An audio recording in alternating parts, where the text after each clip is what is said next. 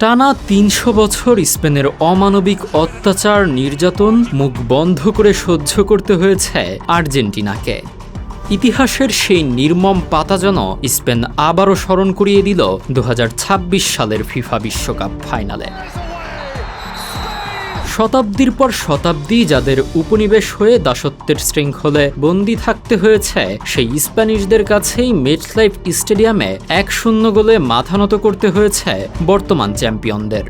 Football মাঠে স্পেনের কাছে শিরোপা হাতছাড়া হওয়ার এই ঘটনা পুরনো সেই পরাধীনতারই এক নতুন সংস্করণ। আজকের স্বাধীন আর্জেন্টিনার জন্ম মূলত স্প্যানিশ সাম্রাজ্যের উপনিবেশ থেকেই।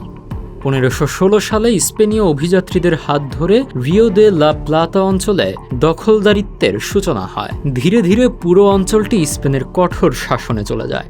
১৭৭৬ সালে বুয়েন্স আইরেসকে কেন্দ্র করে গড়ে ওঠে ভাইসরয়ালটি অব রিও দে লা প্লাতা। বাণিজ্য থেকে শুরু করে স্থানীয়দের জীবনযাত্রা নিয়ন্ত্রিত হতো স্প্যানিশদের ইশারায়। দীর্ঘ ৩ শতাব্দীর শোষণ শেষে ১৮১৬ সালের ৯ জুলাই আর্জেন্টিনার স্বাধীনতার ঘোষণা দেওয়া হয়। রক্তক্ষয়ী সংগ্রামের পর স্পেনের শৃঙ্খল থেকে মুক্ত হলেও ভাষা ও সংস্কৃতিতে স্প্যানিশ প্রভাব মুছে যায়নি। শতাব্দীর ব্যবধানে ফুটবল মাঠে স্পেনের কাছে আর্জেন্টিনার হার যেন আবারও সেই উৎপত্তির ইতিহাসকেই মনে করিয়ে দিয়ে গেল।